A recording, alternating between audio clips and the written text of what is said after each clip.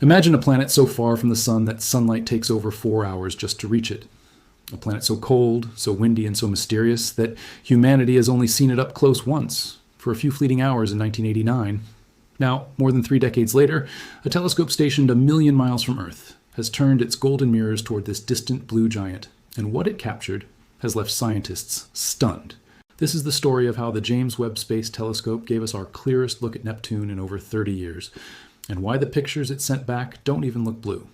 Stick around, because by the end of this video, you'll understand exactly what Webb saw, why it looks so different from anything you've seen before, and what it might mean for the future of solar system exploration. Segment 1, why Neptune is so hard to study. Before we get to the images themselves, let's talk about why Neptune is such a difficult target in the first place. Neptune sits roughly 2.8 billion miles from the Sun, about 30 times farther away than Earth. At that distance, the sunlight is incredibly weak, and the planet exists in one of the coldest, darkest corners of our solar system. It takes Neptune a staggering 164 Earth years to complete a single orbit around the Sun, which means it hasn't even finished one full orbit since it was discovered in 1846. Because it's so far away, only one spacecraft in human history has ever visited it up close, NASA's Voyager 2, which flew past Neptune in 1989 on its way out of the solar system entirely. Voyager 2 gave us our first real look at Neptune's rings, its moons, and its violently windy atmosphere. But that was over 3 decades ago, using the imaging technology of the 1980s. Since then, we've relied on telescopes like Hubble to keep tabs on Neptune from afar. Hubble has done an admirable job, but even it has limits when it comes to picking up the faintest details of Neptune's ring system or its atmospheric structure. Every image we had of Neptune's rings, until recently, was essentially decades-old news dressed up in slightly better resolution. That's where the James Webb Space Telescope comes in. Segment 2, what makes Webb different? The James Webb Space Telescope isn't just a bigger, better Hubble. It's a fundamentally different kind of instrument. While Hubble mostly observes in visible and ultraviolet light, the same general range of light our eyes can see, Webb is built primarily to observe in infrared light, wavelengths well beyond what the human eye can detect. This matters enormously for a planet like Neptune. Infrared light lets Webb peer through dust, detect heat signatures, and pick up incredibly faint structures that would otherwise be washed out or invisible in visible light. Webb also has a mirror over 6 times larger in collecting area than Hubble's, made of 18 hexagonal gold-coated segments that work together as one giant light, gathering eye. It sits at a gravitationally stable point about 1,000,000 miles from Earth, far from the light and heat interference of our home planet, keeping its instruments extraordinarily cold and stable. That stability and precision is exactly what scientists needed to finally get a clear, modern look at one of the solar system's most elusive planets. Segment 3, the historic image. In July 2022, Webb turned its near-infrared camera, known as NIRCam, toward Neptune. What came back amazed even the scientists who had spent decades studying this planet. For the first time in more than 30 years, Neptune's ring system came into sharp, unmistakable focus. Multiple bright, narrow rings appeared clearly in the image, rings that hadn't been seen with this level of clarity since Voyager 2's flyby. But Webb didn't stop there.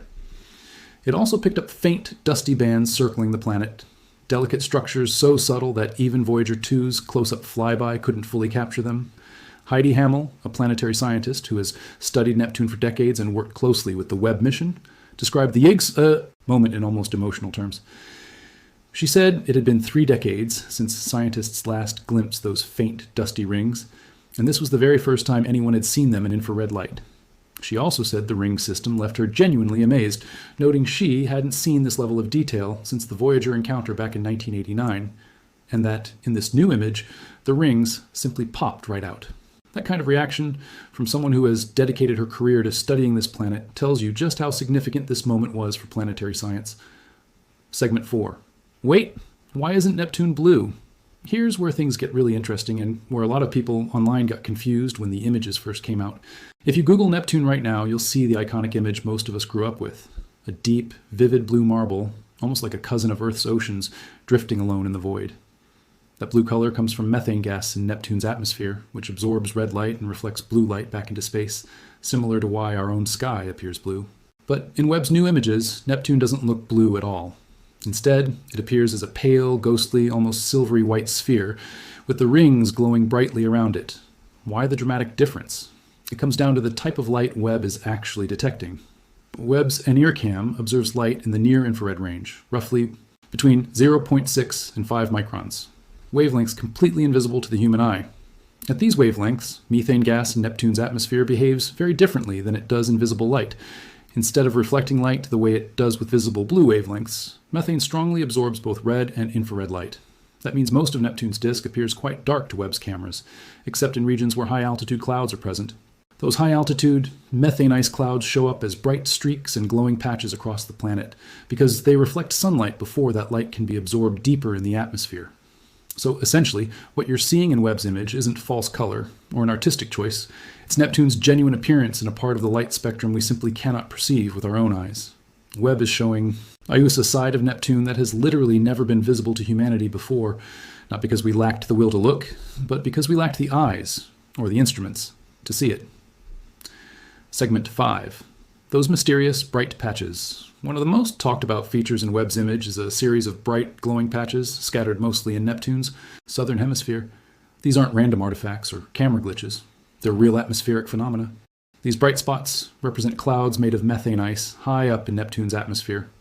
Because Neptune is one of the windiest planets in our solar system, with recorded wind speeds that can exceed 1 to 200 miles per hour, some of the fastest winds ever measured anywhere in the solar system, these high-altitude clouds shift and swirl constantly. Some of the brightest features scientists identified appear to be swirling around a vortex near the planet's south pole, hinting at massive storm systems churning beneath the surface haze. What's remarkable is that scientists have been tracking similar cloud features using other observatories for years, watching how they evolve, form, and dissipate over time. Webb's data adds an entirely new layer of detail to that ongoing study, letting researchers compare years of atmospheric activity with unprecedented new clarity. Let's slow down for a second and really appreciate what it means that we can now see Neptune's rings this clearly. Neptune has a total ring system made up of several components, a handful of bright, narrow rings and much fainter, dustier bands in between them. For most of the past 3 decades, our knowledge of these rings largely stopped where Voyager 2 left off in 1989.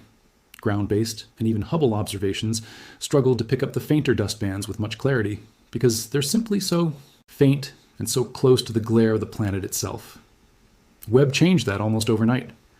Thanks to its incredibly stable and precise imaging capabilities, scientists were able to detect these extremely faint rings, even in close proximity to Neptune's bright disk, something that had been a persistent challenge for observatories closer to home.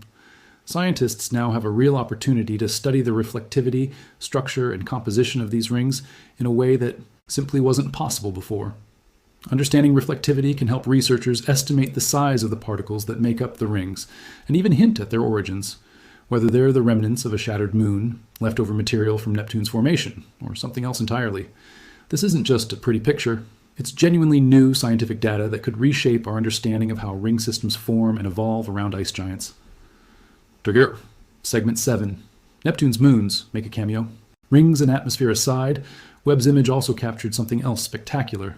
Several of Neptune's moons, scattered around the planet like a tiny entourage. Neptune has 14 confirmed moons, and Webb managed to capture 7 of them in this single image. The most prominent by far is Triton, Neptune's largest moon, which appears as a bright, star-like point complete with Webb's signature 8-pointed diffraction spikes, a visual artifact caused by the physical structure of the telescope's mirror supports, which shows up around any sufficiently bright point source. Triton is genuinely one of the strangest objects in our solar system. Its surface is covered in condensed nitrogen ice, which reflects about 70% of the sunlight that hits it, making it appear unusually bright compared to nearby objects. Even more intriguing, Triton orbits Neptune backwards, in what's called a retrograde orbit, moving in the opposite direction to Neptune's own rotation. This unusual orbital behavior has led many scientists to believe Triton isn't a moon that formed alongside Neptune at all, but rather a captured object, likely originating from the distant, icy Kuiper belt that wandered too close to Neptune's gravity and got trapped in orbit millions or even billions of years ago. Alongside Triton, Webb also picked up several of Neptune's smaller, fainter moons, Galatea, Naiad, Thalassa, Despina, Proteus, and Larissa, each barely visible as faint points of light near the planet, yet each with its own unique story and orbital history still being studied by scientists today. And if that wasn't enough, tucked into the background of the same image, Webb also picked up distant galaxies, appearing as faint smudges scattered across the black backdrop of space, a subtle reminder that even when we're looking at something as close as Neptune, we're still staring straight through billions of light years of cosmic history in the same frame. It's easy to look at a pretty space photo and move on with your day, but this image genuinely matters for a few important reasons. First, ice giants like Neptune and Uranus are some of the least understood major categories of planet in our entire solar system. We've sent multiple missions to Mars, Jupiter, and Saturn, but Neptune has only ever had a single flyby. Every new observation we get of Neptune helps scientists refine their models of how ice giants form, how their atmospheres behave, and how their ring and moon systems evolve over billions of years. Second, ice giants like Neptune are actually incredibly common types of exoplanets found around other stars. In fact, many of the confirmed exoplanets discovered by missions like Kepler and TESS fall into this ice giant or sub-Neptune category. That means every bit of new information we gather about our own Neptune directly helps scientists better understand and interpret data from planets orbiting entirely different star systems, light years away. Neptune, in a sense, is a nearby laboratory for understanding a planet type that might be one of the most common outcomes of planetary formation in the entire galaxy. Third, this observation is really just the beginning. Scientists involved in the Webb mission have made it clear that additional studies of both Neptune and Triton are already planned for the coming years. Each new observation adds another layer to our understanding, mapping seasonal changes in Neptune's atmosphere, tracking the evolution of its storms, and potentially uncovering brand new details about its rings and moons that we simply don't have the technology to detect yet. Let's take a step back for a second. We are looking at detailed, high-resolution imagery of a planet that is nearly 3 billion miles away, captured by a telescope that itself is sitting 1 million miles from Earth, using light that our own eyes cannot even perceive. And this is only a fraction of what Webb has been up to. In the years since it began science operations, Webb has also captured jaw-dropping images of Uranus and its ring. Hess mapped auroras dancing across Uranus's poles in 3 dimensions, and worked in tandem with Hubble to reveal breathtaking new detail in Saturn's rings. Piece by piece, Webb is completing a family portrait of our solar system's outer worlds in a level of detail we've genuinely never had access to before. And Neptune, the coldest, windiest, most distant major planet in our solar system, finally got its moment in Webb's golden mirrors. So the next time you see the classic deep blue image of Neptune, remember, that's just one version of the truth, seen through one narrow slice of light. Thanks to the James Webb Space Telescope, we now know there's an entirely different Neptune hiding just beyond human eyesight. Pale, ghostly, ringed in glowing silver, and surrounded by a quiet gathering of ancient moons. And honestly, given how much we've already learned from just this one image, it makes you wonder what else is waiting out there, hidden in wavelengths of light we've never thought to look at before. If you enjoyed this deep dive into Neptune's newest portrait, make sure to like this video, subscribe for more space content, and let me know in the comments, which planet do you want to see Webb turn its mirrors toward next?